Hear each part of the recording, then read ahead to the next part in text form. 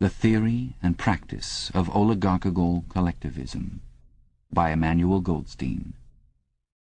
Chapter 1. Ignorance is Strength. Throughout recorded time, and probably since the end of the Neolithic Age, there have been three kinds of people in the world: the high, the middle, and the low. They have been subdivided in many ways. They have borne countless different names, and their relative numbers as well as their attitude toward one another have varied from age to age, but the essential structure of society has never altered. Even after enormous upheavals and seemingly irrevocable changes, the same pattern has always reasserted itself, just as a gyroscope will always return to equilibrium, however far it is pushed one way or the other. The aims of these three groups are entirely irreconcilable. The aim of the high is to remain where they are. The aim of the middle is to change places with the high. The aim of the low, when they have an aim, for it is an abiding characteristic of the low that they are too much crushed by drudgery to be more than intermittently conscious of anything outside their daily lives, is to abolish all distinctions and create a society in which all men shall be equal. Thus, throughout history, a struggle which is the same in its main outlines recurs over and over again. For long periods, the high seem to be securely in power. But sooner or later there always comes a moment when they lose either their belief in themselves or their capacity to govern efficiently, or both. They are then overthrown by the middle, who enlist the low on their side by pretending to them that they are fighting for liberty and justice. As soon as they have reached their objective, the middle thrust the low back into their old position of servitude, and themselves become the high. Presently, a new middle group splits off from one of the other groups, or from both of them, and the struggle begins over again. Of the three groups, only the low are never even temporarily successful in achieving their aims. It would be an exaggeration to say that throughout history there had been no progress of a material kind. Even today, in a period of decline, the average human being is physically better off than he was a few centuries ago. But no advance in wealth, no softening of manners, no reform or revolution has ever brought human equality a millimeter nearer. From the point of view of the low, no historic change has ever meant much more than a change in the name of their masters. By the late 19th century, the recurrences of this pattern had become obvious to many observers. There then arose schools of thinkers who interpreted history as a cyclical process and claimed to show that inequality was the unalterable law of human life. This doctrine, of course, had always had its adherents, but in the manner in which it was now put forward there was a significant change. In the past, the need for a hierarchical form of society had been the doctrine specifically of the high. It had been preached by kings and aristocrats, and by the priests, lawyers, and the like who were parasitical upon them, and it had generally been softened by promises of compensation in an imaginary world beyond the grave.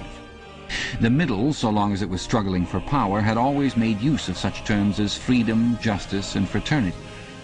Now, however, the concept of human brotherhood began to be assailed by people who were not yet in positions of command, but merely hoped to be so before long. In the past, the middle had made revolutions under the banner of equality, and then had established a fresh tyranny as soon as the old one was overthrown. The new middle groups, in effect, proclaimed their tyranny beforehand. Socialism, a theory which appeared in the early 19th century and was the last link in a chain of thought stretching back to the slave rebellions of antiquity, was still deeply infected by the utopianism of past ages. But in each variant of socialism that appeared from about 1900 onwards, the aim of establishing liberty and equality was more and more openly abandoned. The new movements, which appeared in the middle years of the century, Ingsoc in Oceania, Neo-Bolshevism in Eurasia, death worship as it was commonly called in East Asia, had the conscious aim of perpetuating unfreedom and inequality. These new movements, of course, grew out of the old ones and tended to keep their names and pay lip service to their ideology. But the purpose of all of them was to arrest progress and freeze history at a chosen moment. The familiar pendulum swing was to happen once more and then stop. As usual, the high were to be turned out by the middle, who would then become the high, but this time, by conscious strategy, the high would be able to maintain their position permanently. The new doctrines arose partly because of the accumulation of historical knowledge and the growth of the historical sense, which had hardly existed before the 19th century. The cyclical movement of history was now intelligible, or appeared to be so, and if it was intelligible, then it was alterable. But the principal underlying cause was that as early as the beginning of the 20th century, human equality had become technically possible. It was still true that men were not equal in their native talents and that functions had to be specialized in ways that favored some individuals against others, but there was no longer any real need for class distinctions or for large differences of wealth. In earlier ages, class distinctions had been not only inevitable but desirable. Inequality was the price of civilization. With the development of machine production, however, the case was altered. Even if it was still necessary for human beings to do different kinds of work, it was no longer necessary for them to live at different social or economic levels. Therefore, from the point of view of the new groups who were on the point of seizing power, human equality was no longer an ideal to be striven after, but a danger to be averted. In more primitive ages, when a just and peaceful society was in fact not possible, it had been fairly easy to believe in it. The idea of an earthly paradise in which men should live together in a state of brotherhood, without laws and without brute labor, had haunted the human imagination for thousands of years. And this vision had had a certain hold even on the groups who actually profited by each historic change. The heirs of the French, English, and American revolutions had partly believed in their own phrases about the rights of man, freedom of speech, equality before the law, and the like, and had even allowed their conduct to be influenced by them to some extent. But by the fourth decade of the 20th century, the earthly paradise had been discredited at exactly the moment when it became realizable. Every new political theory, by whatever name it called itself, led back to hierarchy and regimentation. And in the general hardening of outlook that set in round about 1930, practices which had long been abandoned, in some cases for hundreds of years, imprisonment without trial, the use of war prisoners as slaves, public executions, torture to extract confessions, the use of hostages, and the deportation of whole populations, not only became common again, but were tolerated and even defended by people who considered themselves enlightened and progressive. It was only after a decade of national wars, civil wars, revolutions, and counter-revolutions in all parts of the world that Ingsoc and its rivals emerged as fully worked-out political theories. But they had been foreshadowed by the various systems generally called totalitarian which had appeared earlier in the century, and the main outlines of the world which would emerge from the prevailing chaos had long been obvious. What kind of people would control this world has been equally obvious. The new aristocracy was made up for the most part of bureaucrats, scientists, technicians, trade union organizers, publicity experts, sociologists, teachers, journalists, and professional politicians. These people, whose origins lay in the salaried middle class and the upper grades of the working class, had been shaped and brought together by the barren world of monopoly industry and centralized government. As compared with their opposite numbers in past ages, they were less avaricious, less tempted by luxury, hungrier for pure power, and above all, more conscious of what they were doing and more intent on crushing opposition. This last difference was cardinal. By comparison with that existing today, all the tyrannies of the past were half-hearted and inefficient. The ruling groups were always infected to some extent by liberal ideas and were content to leave loose ends everywhere, to regard only the overt act and to be uninterested in what their subjects were thinking. Even the Catholic Church of the Middle Ages was tolerant by modern standards. Part of the reason for this was that in the past no government had the power to keep its citizens under constant surveillance. The invention of print, however, made it easier to manipulate public opinion, and the film and the radio carried the process further. With the development of television and the technical advance which made it possible to receive and transmit simultaneously on the same instrument, private life came to an end. Every citizen, or at least every citizen important enough to be worth watching, could be kept for 24 hours a day under the eyes of the police and in the sound of official propaganda, with all other channels of communication closed. The possibility of enforcing not only complete obedience to the will of the state, but complete uniformity of opinion on all subjects now existed for the first time.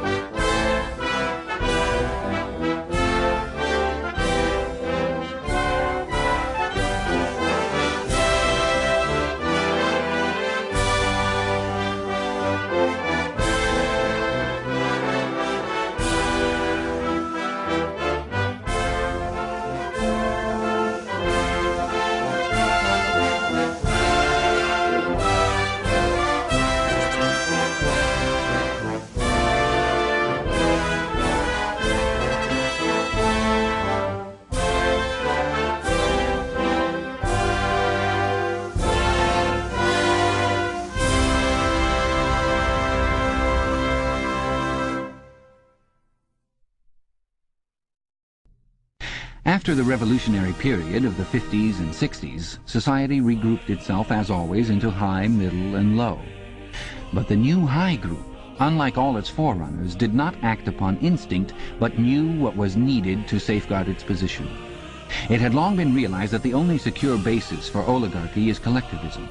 Wealth and privilege are most easily defended when they are possessed jointly. The so-called abolition of private property, which took place in the middle years of the century, meant in effect the concentration of property in far fewer hands than before, but with this difference, that the new owners were a group instead of a mass of individuals. Individually, no member of the party owns anything except petty personal belongings. Collectively, the party owns everything in Oceania, because it controls everything and disposes of the products as it thinks fit. In the years following the revolution, it was able to step into this commanding position almost unopposed, because the whole process was represented as an act of collectivization. It had always been assumed that if the capitalist class were expropriated, socialism must follow. And unquestionably, the capitalists had been expropriated. Factories, mines, land, houses, transport, everything had been taken away from them.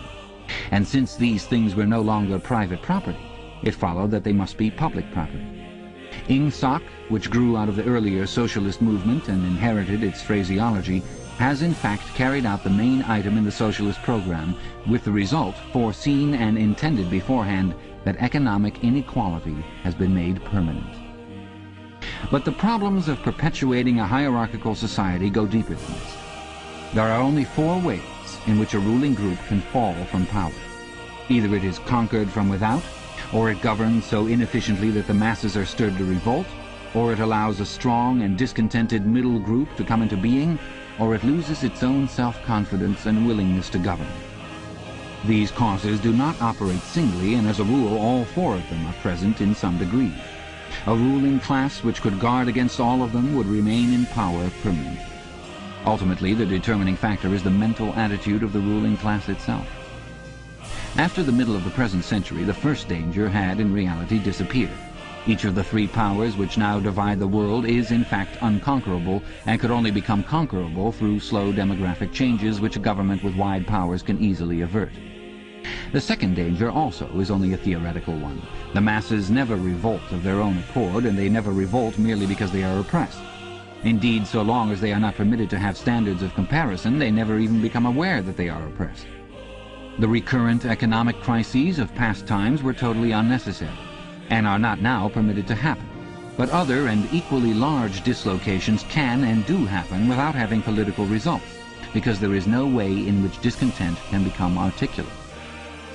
As for the problem of overproduction, which has been latent in our society since the development of machine technique, it is solved by the device of continuous warfare, see Chapter 3, which is also useful in keying up public morale to the necessary pitch. From the point of view of our present rulers, therefore, the only genuine dangers are the splitting off of a new group of able, underemployed, power-hungry people, and the growth of liberalism and skepticism in their own ranks. The problem, that is to say, is education. It is a problem of continuously molding the consciousness both of the directing group and of the larger executive group that lies immediately below it. The consciousness of the masses needs only to be influenced in a negative way. Given this background, one could infer, if one did not know it already, the general structure of oceanic society. At the apex of the pyramid comes Big Brother. Big Brother is infallible and all-powerful. Every success, every achievement, every victory, every scientific discovery, all knowledge, all wisdom, all happiness, all virtue are held to issue directly from his leadership and inspiration. Nobody has ever seen Big Brother. He is a face on the hoardings, a voice on the telescreen. We may be reasonably sure that he will never die, and there is already considerable uncertainty as to when he was born. Big Brother is the guise in which the party chooses to exhibit itself to the world.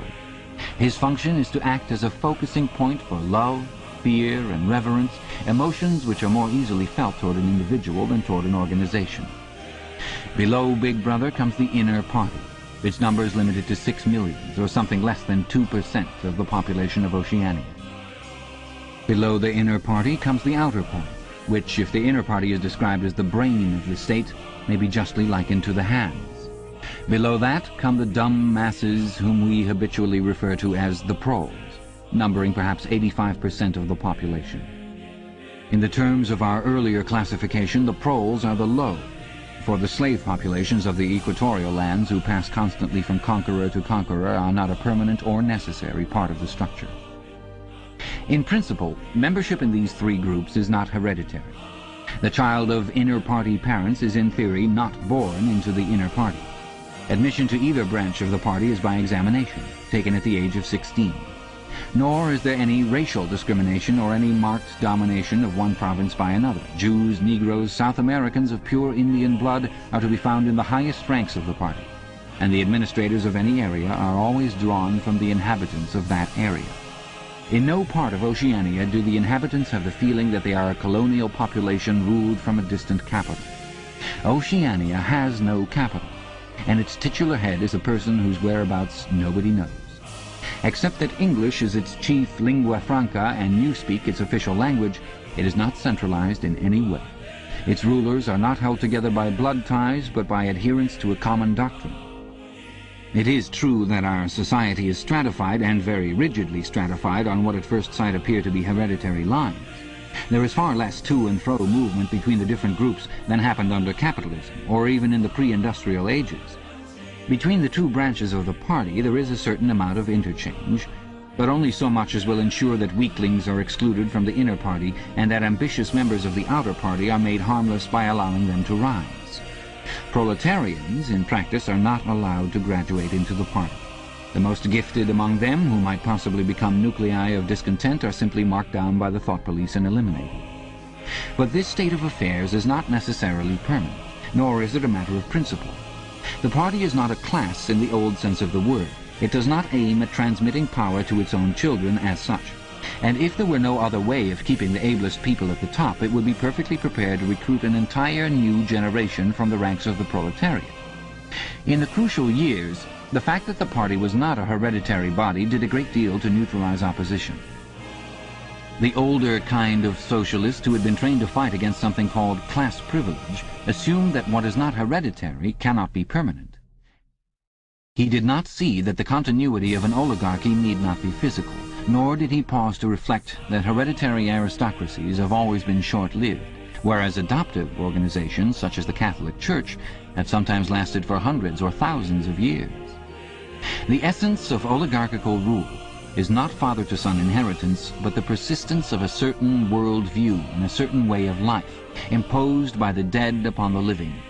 A ruling group is a ruling group so long as it can nominate its successors.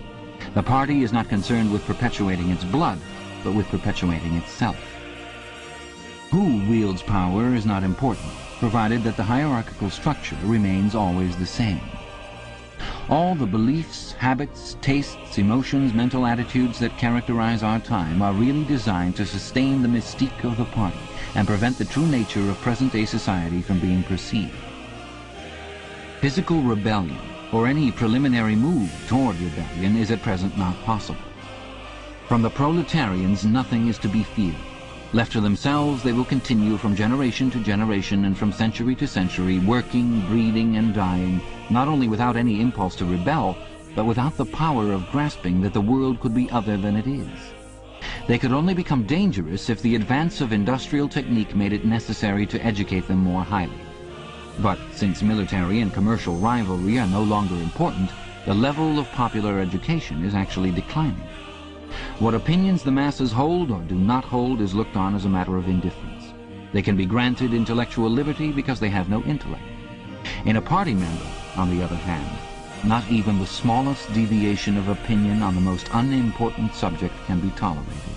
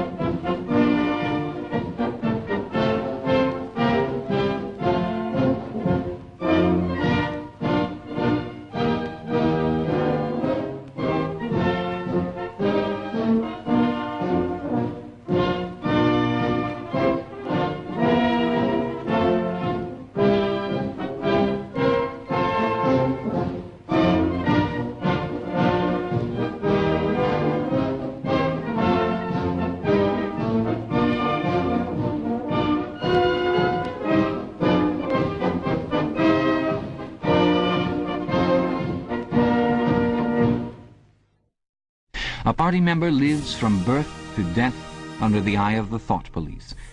Even when he is alone, he can never be sure that he is alone. Wherever he may be, asleep or awake, working or resting, in his bath or in bed, he can be inspected without warning and without knowing that he is being inspected. Nothing that he does is indifferent. His friendships, his relaxations, his behavior towards his wife and children, the expression of his face when he is alone, the words he mutters in sleep, even the characteristic movements of his body are all jealously scrutinized. Not only any actual misdemeanor, but any eccentricity, however small, any change of habits, any nervous mannerism that could possibly be the symptom of an inner struggle is certain to be detected. He has no freedom of choice in any direction whatever. On the other hand, his actions are not regulated by law or by any clearly formulated code of behavior. In Oceania there is no law. Thoughts and actions which when detected mean certain death are not formally forbidden, and the endless purges, arrests, tortures, imprisonments, and vaporizations are not inflicted as punishment for crimes which have actually been committed, but are merely the wiping out of persons who might perhaps commit a crime at some time in the future. A party member is required to have not only the right opinions, but the right instincts. Many of the beliefs and attitudes demanded of him are never plainly stated, and could not be stated without laying bare the contradictions inherent in insight.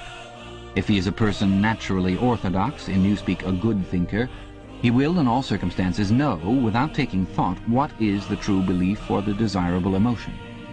But in any case, an elaborate mental training, undergone in childhood and grouping itself round the newspeak words crime stop, black-white, and doublethink, makes him unwilling and unable to think too deeply on any subject whatever. A party member is expected to have no private emotions and no respites from enthusiasm. He is supposed to live in a continuous frenzy of hatred of foreign enemies and internal traitors, triumph over victories, and self-abasement before the power and wisdom of the party.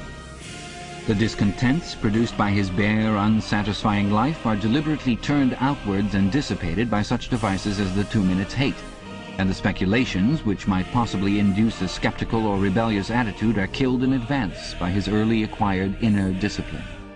The first and simplest stage in the discipline, which can be taught even to young children, is called, in newspeak, crime stop. Crime stop means the faculty of stopping short, as though by instinct, at the threshold of any dangerous thought. It includes the power of not grasping analogies, of failing to perceive logical errors, of misunderstanding the simplest arguments if they are inimical to insight, and of being bored or repelled by any train of thought which is capable of leading in a heretical direction. Crime stop, in short, means protective stupidity. But stupidity is not enough.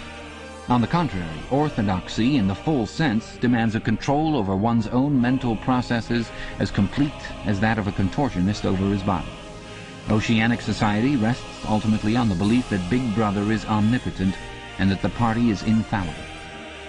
But since in reality Big Brother is not omnipotent and the party is not infallible, there is a need for an unwearying moment-to-moment flexibility in the treatment of facts. The key word here is black-white. Like so many newspeak words, this word has two mutually contradictory meanings. Applied to an opponent, it means the habit of impudently claiming that black is white, in contradiction of the plain facts. Applied to a party member, it means a loyal willingness to say that black is white when party discipline demands this. But it means also the ability to believe that black is white, and more, to know that black is white, and to forget that one has ever believed the contrary. This demands a continuous alteration of the past, made possible by the system of thought which really embraces all the rest, and which is known in newspeak as doublethink. The alteration of the past is necessary for two reasons, one of which is subsidiary and, so to speak, precautionary. The subsidiary reason is that the party member, like the proletarian, tolerates present-day conditions partly because he has no standards of comparison. He must be cut off from the past, just as he must be cut off from foreign countries, because it is necessary for him to believe that he is better off than his ancestors and that the average level of material comfort is constantly rising. But by far the more important reason for the readjustment of the past is the need to safeguard the infallibility of the party. It is not merely that speeches, statistics, and records of every kind must be constantly brought up to date in order to show that the predictions of the party were in all cases right. It is also that no change of doctrine or in political alignment can ever be admitted. For to change one's mind, or even one's policy, is a confession of weakness. If, for example, Eurasia or Eastasia, whichever it may be, is the enemy today, then that country must always have been the enemy. And if the facts say otherwise, then the facts must be altered. Thus history is continuously rewritten. This day-to-day falsification of the past carried out by the Ministry of Truth is as necessary to the stability of the regime as the work of repression and espionage carried out by the Ministry of Love. The mutability of the past is the central tenet of Ingsoc. Past events, it is argued, have no objective existence, but survive only in written records and in human memory. The past is whatever the records and the memories agree upon.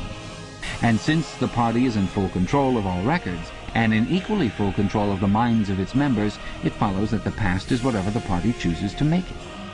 It also follows that though the past is alterable, it never has been altered in any specific instance. For when it has been recreated in whatever shape is needed at the moment, then this new version is the past, and no different past can ever have existed. This holds good even when, as often happens, the same event has to be altered out of recognition several times in the course of a year. At all times the party is in possession of absolute truth, and clearly the absolute can never have been different from what it is now. It will be seen that the control of the past depends above all on the training of memory. To make sure that all written records agree with the orthodoxy of the moment is merely a mechanical act. But it is also necessary to remember that events happened in the desired manner. And if it is necessary to rearrange one's memories, or to tamper with written records, then it is necessary to forget that one has done so. The trick of doing this can be learned like any other mental technique. It is learned by the majority of party members, and certainly by all who are intelligent as well as orthodox. In old speak, it is called, quite frankly, reality control. In new speak, it is called doublethink, although doublethink comprises much else as well. Doublethink means the power of holding two contradictory beliefs in one's mind simultaneously and accepting both of them. The party intellectual knows in which direction his memories must be altered. He therefore knows that he is playing tricks with reality. But by the exercise of doublethink, he also satisfies himself that reality is not violated. The process has to be conscious, or it would not be carried out with sufficient precision, but it also has to be unconscious, or it would bring with it a feeling of falsity and hence of guilt. Doublethink lies at the very heart of Ingsoc, since the essential act of the party is to use conscious deception while retaining the firmness of purpose that goes with complete honesty. To tell deliberate lies while genuinely believing in them, to forget any fact that has become inconvenient, and then when it becomes necessary again to draw it back from oblivion for just so long as it is needed, to deny the existence of objective reality, and all the while to take account of the reality which one denies, all this is indispensably necessary. Even in using the word doublethink, it is necessary to exercise doublethink. For by using the word, one admits that one is tampering with reality. By a fresh act of doublethink, one erases this knowledge, and so on, indefinitely, with the lie always one leap ahead of the truth.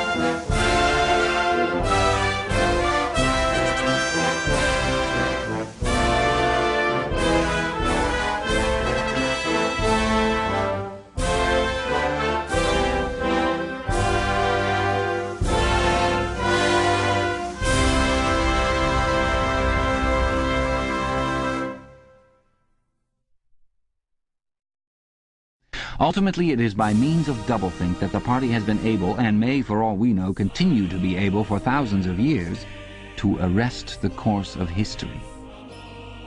All past oligarchies have fallen from power either because they ossified or because they grew soft. Either they became stupid and arrogant, failed to adjust themselves to changing circumstances and were overthrown, Or they became liberal and cowardly, made concessions when they should have used force, and once again were overthrown. They fell, that is to say, either through consciousness or through unconsciousness. It is the achievement of the party to have produced a system of thought in which both conditions can exist simultaneously. And upon no other intellectual basis could the dominion of the party be made permanent. If one is to rule, and to continue ruling, one must be able to dislocate the sense of reality. For the secret of rulership is to combine a belief in one's own infallibility with the power to learn from past mistakes. It need hardly be said that the subtlest practitioners of doublethink are those who invented doublethink and know that it is a vast system of mental cheating. In our society, those who have the best knowledge of what is happening are also those who are furthest from seeing the world as it is. In general, the greater the understanding, the greater the delusion. The more intelligent, the less sane. One clear illustration of this is the fact that war hysteria increases in intensity as one rises in the social scale. Those whose attitude toward the war is most nearly rational are the subject peoples of the disputed territories. To these people, the war is simply a continuous calamity which sweeps to and fro over their bodies like a tidal wave. Which side is winning is a matter of complete indifference to them. They are aware that a change of overlordship means simply that they will be doing the same work as before for new masters, who treat them in the same manner as the old ones. The slightly more favored workers, whom we call the proles, are only intermittently conscious of the war. When it is necessary, they can be prodded into frenzies of fear and hatred, but when left to themselves, they are capable of forgetting for long periods that the war is happening. It is in the ranks of the party, and above all of the inner party, that the true war enthusiasm is found. World conquest is believed in most firmly by those who know it to be impossible. This peculiar linking together of opposites, knowledge with ignorance, cynicism with fanaticism, is one of the chief distinguishing marks of oceanic society. The official ideology abounds with contradictions, even when there is no practical reason for them. Thus, the party rejects and vilifies every principle for which the socialist movement originally stood, and it chooses to do this in the name of socialism. It preaches a contempt for the working class unexampled for centuries past, and it dresses its members in a uniform which was at one time peculiar to manual workers and was adopted for that reason. It systematically undermines the solidarity of the family, and it calls its leader by a name which is a direct appeal to the sentiments of family loyalty. Even the names of the four ministries by which we are governed exhibit a sort of impudence in their deliberate reversal of the facts. The Ministry of Peace concerns itself with war, the Ministry of Truth with lies, the Ministry of Love with torture, and the Ministry of Plenty with starvation. These contradictions are not accidental, nor do they result from ordinary hypocrisy. They are deliberate exercises in doublethink. For it is only by reconciling contradictions that power can be retained indefinitely. In no other way could the ancient cycle be broken. If human equality is to be forever averted, if the high, as we have called them, are to keep their places permanently, then the prevailing mental condition must be controlled insanity. But there is one question which until this moment we have almost ignored. It is, why should human equality be averted? Supposing that the mechanics of the process have been rightly described, what is the motive for this huge, accurately planned effort to freeze history at a particular moment of time? Here we reach the central secret. As we have seen, the mystique of the party, and above all of the inner party, depends upon doublethink. But deeper than this lies the original motive, the never-questioned instinct that first led to the seizure of power and brought doublethink, the thought police, continuous warfare, and all the other necessary paraphernalia into existence afterwards. The party seeks power for its own sake, not as a means but an end. Power over the human mind, and power over all matter, climate, disease, the laws of gravity. Because we control the mind. Reality is inside the skulls. We control the laws of nature. The stars are not light years, but a few kilometers away. If we wished, we could blot them out. Here, that is power. In our world, there will be no love but the love of Big Brother, no laughter but the laugh of triumph over a defeated enemy, no art, no science, no literature, no enjoyment, but always and only, Winston, there will be the thrill of power. If you want a picture of the future, imagine a boot stamping on a human face forever.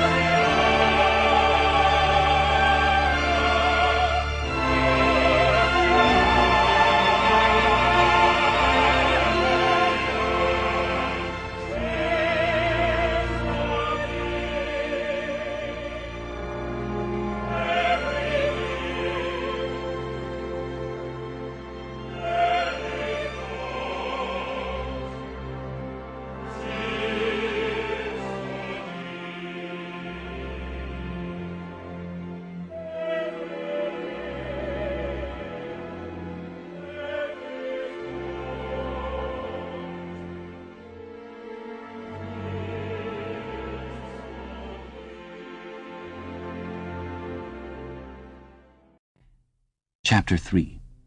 War is Peace. The splitting up of the world into three great superstates was an event which could be, and indeed was, foreseen before the middle of the 20th century. With the absorption of Europe by Russia and the British Empire by the United States, two of the three existing powers, Eurasia and Oceania, were already effectively in being. The third, Eastasia, only emerged as a distinct unit after another decade of confused fighting. The frontiers between the three superstates are in some places arbitrary, and in others they fluctuate according to the fortunes of war, but in general they follow geographical lines. Eurasia comprises the whole of the northern part of the European and Asiatic landmass from Portugal to the Bering Strait. Oceania comprises the Americas, the Atlantic Islands, including the British Isles, Australasia, and the southern portion of Africa. Eastasia, smaller than the others and with a less definite western frontier, comprises China and the countries to the south of it, the Japanese islands, and a large but fluctuating portion of Mongolia and Tibet. In one combination or another, these three superstates are permanently at war, and have been so for the past 25 years. War, however, is no longer the desperate, annihilating struggle that it was in the early decades of the 20th century. It is a warfare of limited aims between combatants who are unable to destroy one another, have no material cause for fighting, and are not divided by any genuine ideological difference. This is not to say that either the conduct of war or the prevailing attitude toward it has become less bloodthirsty or more chivalrous. On the contrary, war hysteria is continuous and universal in all countries, and such acts as raping, looting, the slaughter of children, the reduction of whole populations to slavery, and reprisals against prisoners, which extend even to boiling and burying alive, are looked upon as normal, and, when they are committed by one's own side and not by the enemy, meritorious. But in a physical sense, war involves very small numbers of people, mostly highly trained specialists, and causes comparatively few casualties. The fighting, when there is any, takes place on the vague frontiers whose whereabouts the average man can only guess at, or around the floating fortresses, which guard strategic spots on the sea lanes. In the centers of civilization, war means no more than a continuous shortage of consumption goods and the occasional crash of a rocket bomb, which may cause a few scores of deaths. War has, in fact, changed its character. More exactly, the reasons for which war is waged have changed in their order of importance. Motives which were already present to some small extent in the great wars of the early 20th century have now become dominant and are consciously recognized and acted upon.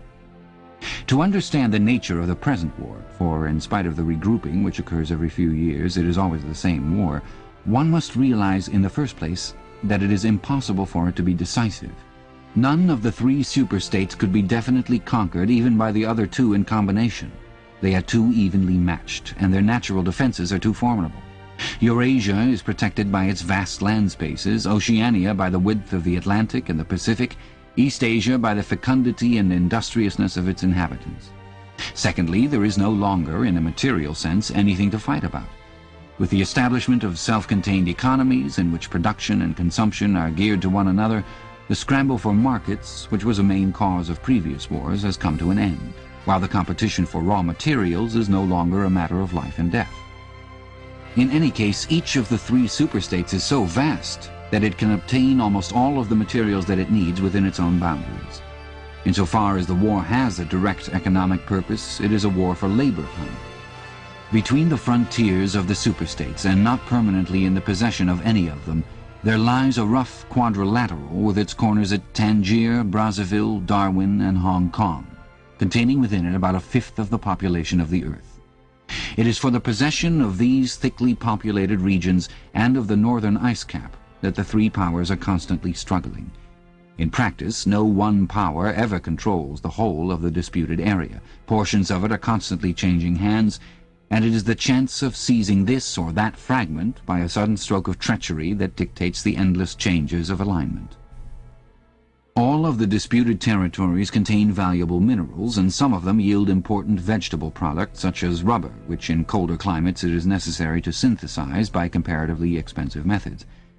But above all, they contain a bottomless reserve of cheap labor. Whichever power controls equatorial Africa or the countries of the Middle East or southern India or the Indonesian archipelago disposes also of the bodies of scores of hundreds of millions of ill-paid and hard-working coolies.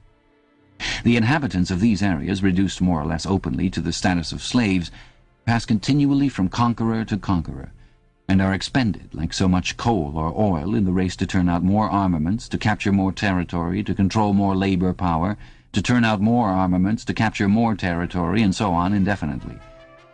It should be noted that the fighting never really moves beyond the edges of the disputed areas. The frontiers of Eurasia flow back and forth between the basin of the Congo and the northern shore of the Mediterranean. The islands of the Indian Ocean and the Pacific are constantly being captured and recaptured by Oceania or by East Asia. In Mongolia, the dividing line between Eurasia and East Asia is never stable.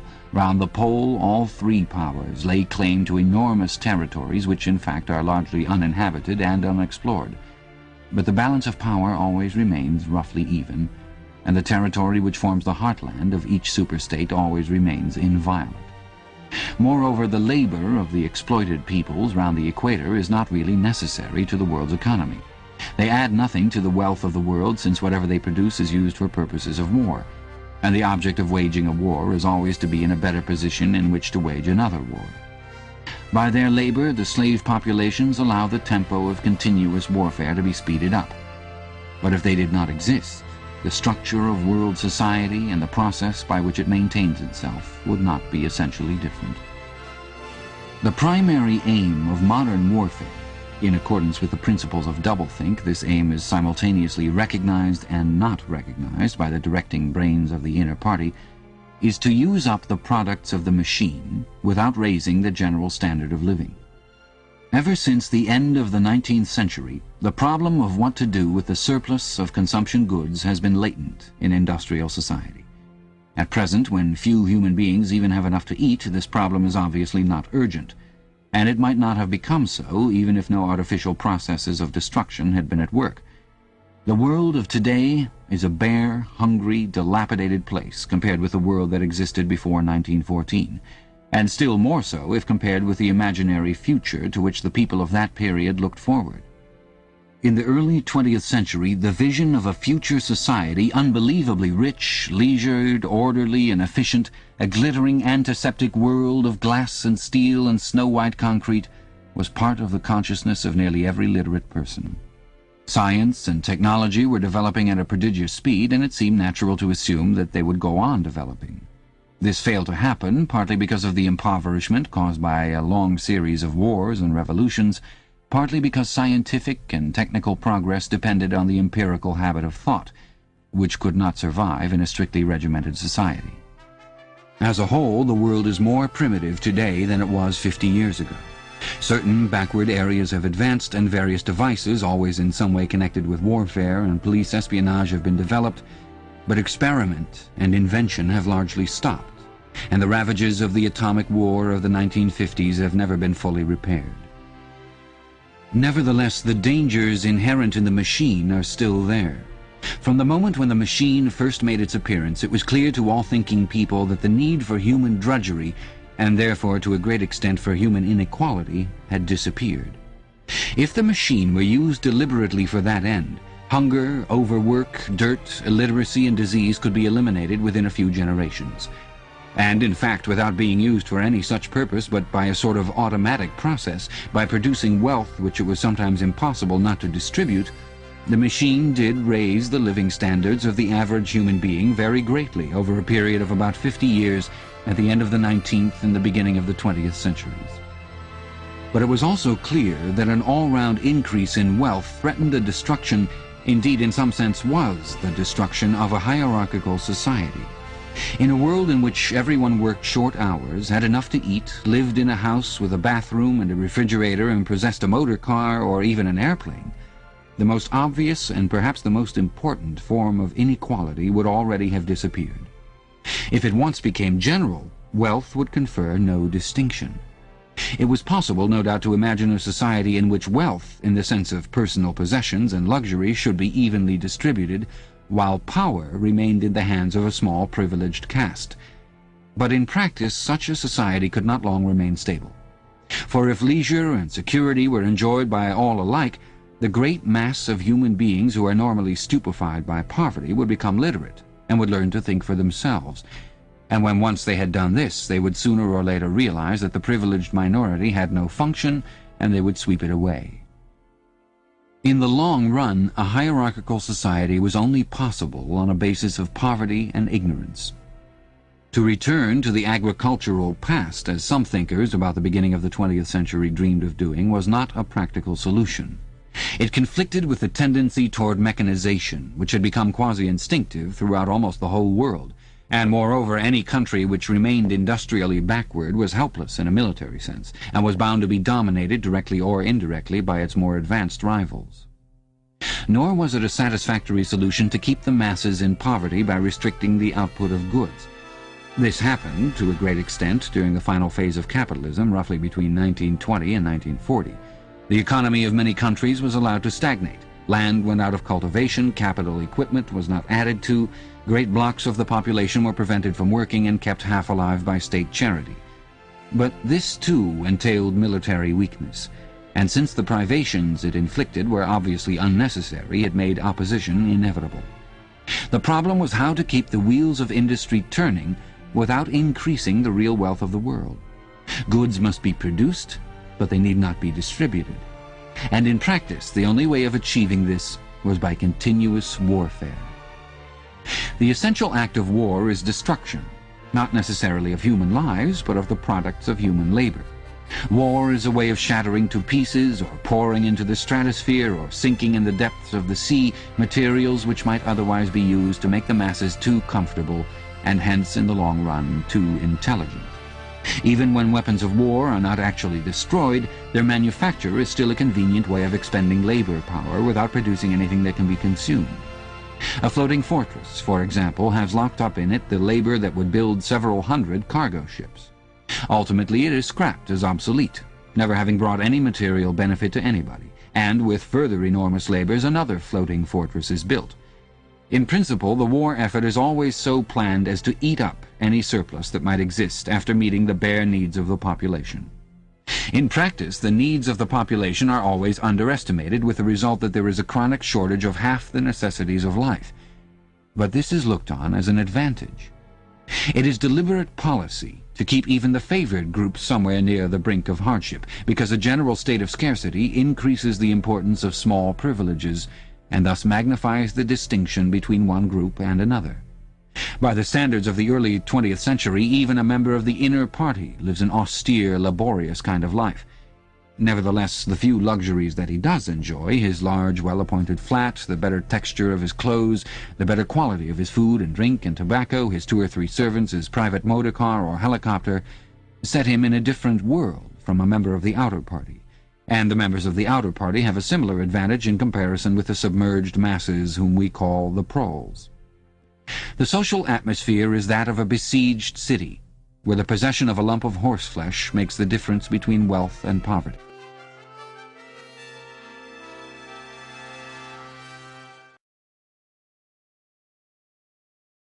Are not but these slain, which hither ye have fought from regions where I reign. Ye fools and priests, I spit upon your fire.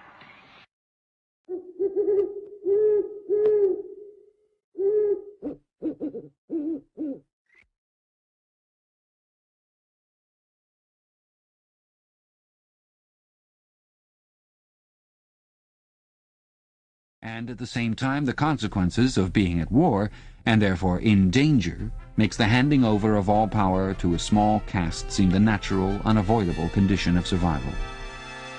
War, it will be seen, not only accomplishes the necessary destruction, but accomplishes it in a psychologically acceptable way.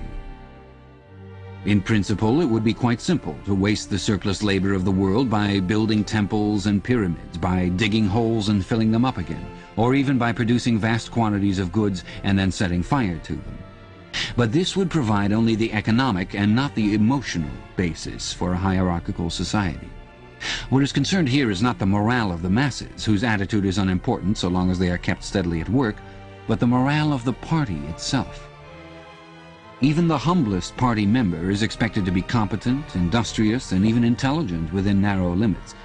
But it is also necessary that he should be a credulous and ignorant fanatic, whose prevailing moods are fear, hatred, adulation, and orgiastic triumph. In other words, it is necessary that he should have the mentality appropriate to his state of war. It does not matter whether the war is actually happening, and since no decisive victory is possible, it does not matter whether the war is going well or badly. All that is needed is that a state of war should exist. The splitting of the intelligence which the party requires of its members, and which is more easily achieved in an atmosphere of war, is now almost universal. But the higher up the ranks one goes, the more marked it becomes. It is precisely in the inner party that war hysteria and hatred of the enemy are strongest.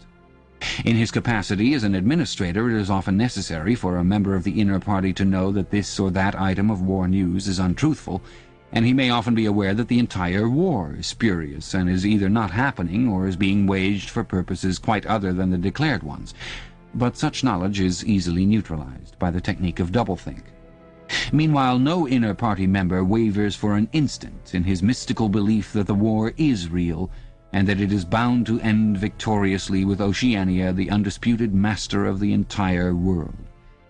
All members of the inner party believe in this coming conquest as an article of faith. It is to be achieved either by gradually acquiring more and more territory, and so building up an overwhelming preponderance of power, or by the discovery of some new and unanswerable weapon. The search for new weapons continues unceasingly, and is one of the very few remaining activities in which the inventive or speculative type of mind can find any outlet. In Oceania at the present day, science, in the old sense, has almost ceased to exist. In newspeak there is no word for science. The empirical method of thought on which all the scientific achievements of the past were founded is opposed to the most fundamental principles of ASOC. And even technological progress only happens when its products can in some way be used for the diminution of human liberty. In all the useful arts, the world is either standing still or going backwards. The fields are cultivated with horse plows, while books are written by machinery. But in matters of vital importance, meaning in effect war and police espionage, the empirical approach is still encouraged, or at least tolerated. The two aims of the party are to conquer the whole surface of the earth and to extinguish once and for all the possibility of independent thought. There are therefore two great problems which the party is concerned to solve. One is how to discover against his will what another human being is thinking, and the other is how to kill several 100 million people in a few seconds without giving warning beforehand. Insofar as scientific research still continues, this is its subject matter. The scientist of today is either a mixture of psychologist and inquisitor, studying with extraordinary minuteness the meaning of facial expressions, gestures, and tones of voice, and testing the truth-producing effects of drug, shock therapy, hypnosis, and physical torture, or he is a chemist, physicist, or biologist concerned only with such branches of his special subject as are relevant to the taking of life.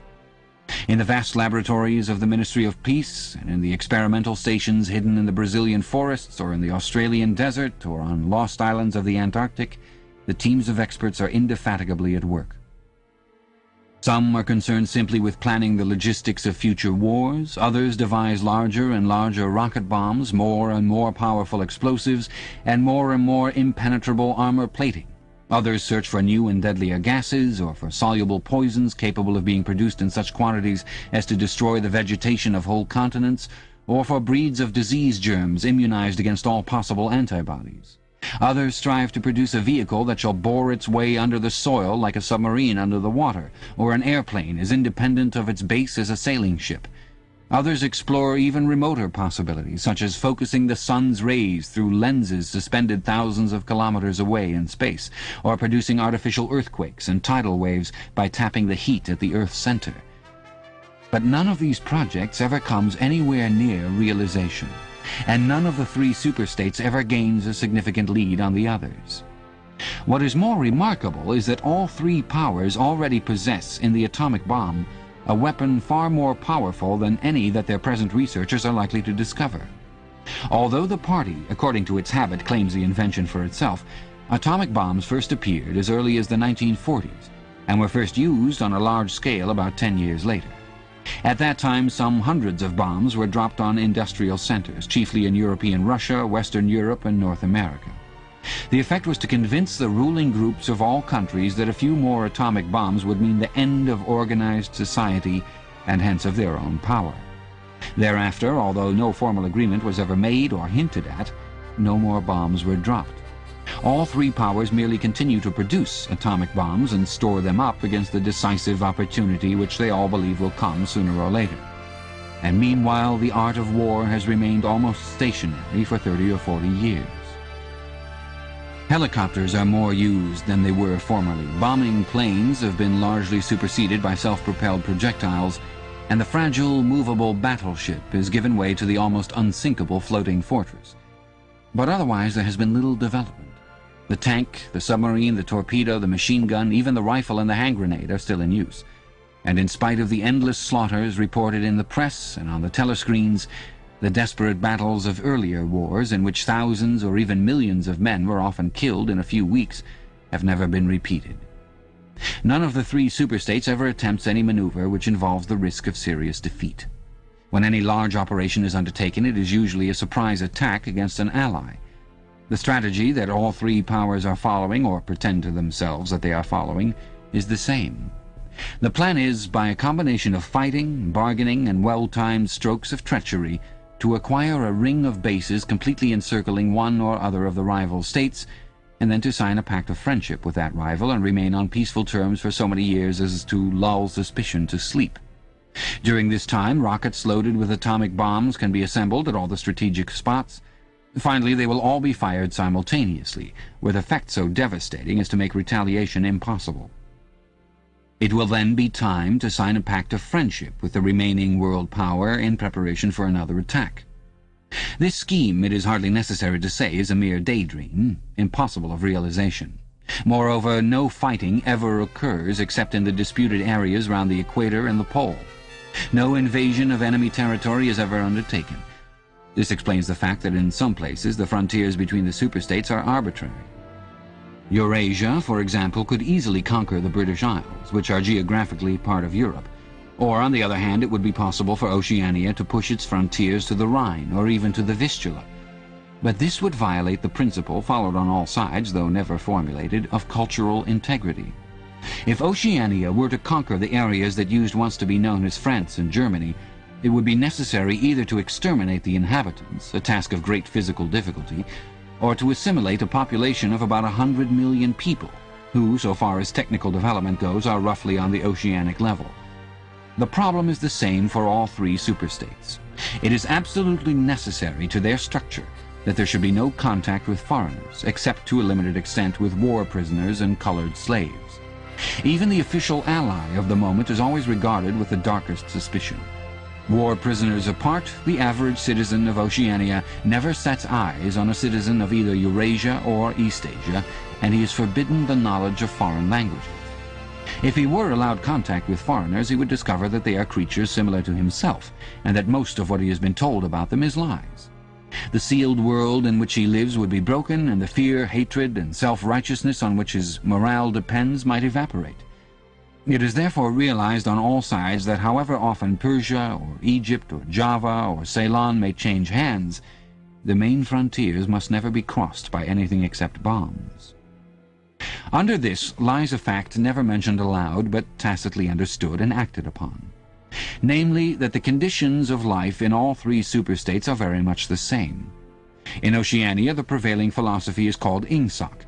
In Eurasia, it is called Neo-Bolshevism, and in Eastasia, it is called by a Chinese name, usually translated as death worship, but perhaps better rendered as obliteration of the self. The citizen of Oceania is not allowed to know anything of the tenets of the other two philosophies, but he is taught to execrate them as barbarous outrages upon morality and common sense. Actually, the three philosophies are barely distinguishable, and the social systems which they support are not distinguishable at all. Everywhere there is the same pyramidal structure, the same worship of a semi-divine leader, the same economy existing by and for continuous warfare. It follows that the three superstates not only cannot conquer one another, but would gain no advantage by doing so. On the contrary, so long as they remain in conflict, they prop one another up, like three sheaves of corn. And, as usual, the ruling groups of all three powers are simultaneously aware and unaware of what they are doing. Their lives are dedicated to world conquest, but they also know that it is necessary that the war should continue everlastingly and without victory. Meanwhile, the fact that there is no danger of conquest makes possible the denial of reality, which is the special feature of Ingsoc and its rival systems of thought. Here it is necessary to repeat what has been said earlier, that by becoming continuous, war has fundamentally changed its character. In past ages, a war, almost by definition, was something that sooner or later came to an end, usually in unmistakable victory or defeat. In the past also, war was one of the main instruments by which human societies were kept in touch with physical reality. All rulers of all ages have tried to impose a false view of the world upon their followers, but they could not afford to encourage any illusion that tended to impair military efficiency. So long as defeat meant the loss of independence, or some other results generally held to be undesirable, the precautions against defeat had to be serious. Physical facts could not be ignored. In philosophy, or religion, or ethics, or politics, 2 and 2 might make 5, but when one was designing a gun or an airplane, they had to make 4.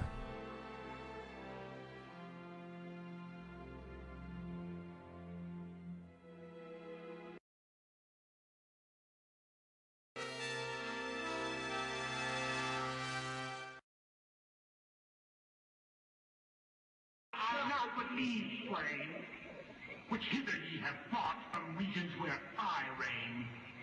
Ye fools and priests, I spit upon your fire.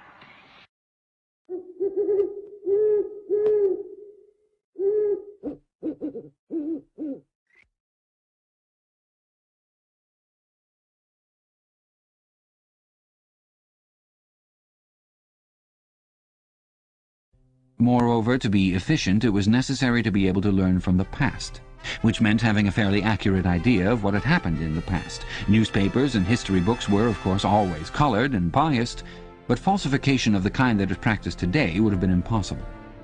War was a sure safeguard of sanity, and so far as the ruling classes were concerned, it was probably the most important of all safeguards. While wars could be won or lost, no ruling class could be completely irresponsible. But when war becomes literally continuous, it also ceases to be dangerous. When war is continuous, there is no such thing as military necessity. Technical progress can cease, and the most palpable facts can be denied or disregarded. As we have seen, researches that could be called scientific are still carried out for the purposes of war, but they are essentially a kind of daydreaming, and their failure to show results is not important. Efficiency, even military efficiency, is no longer needed. Nothing is efficient in Oceania except the thought police.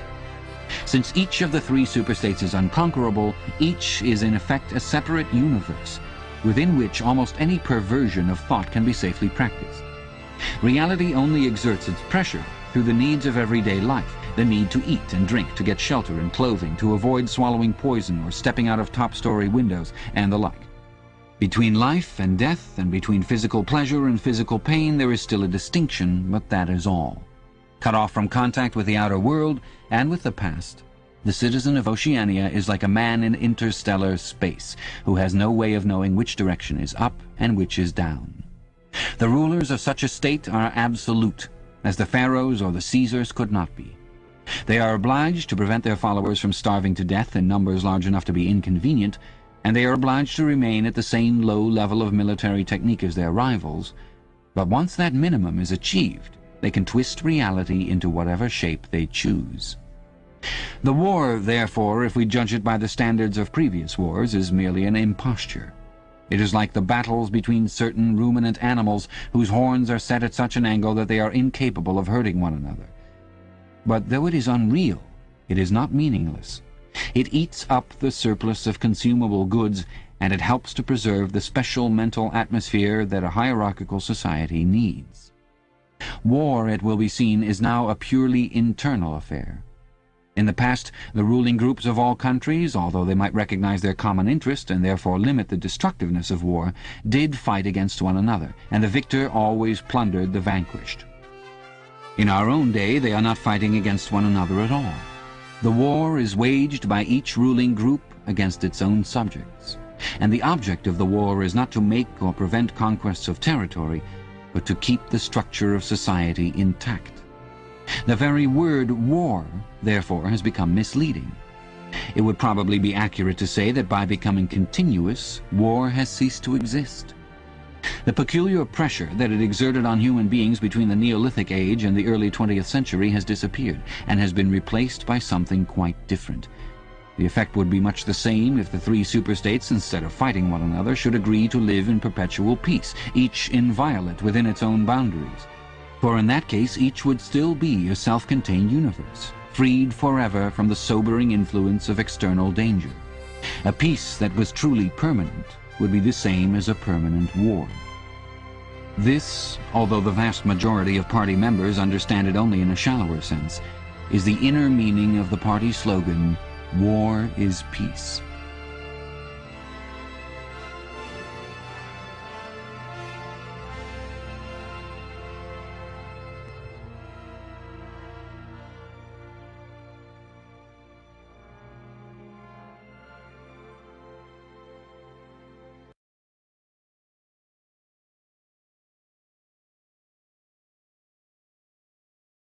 I now believe, Swain, which hither ye have fought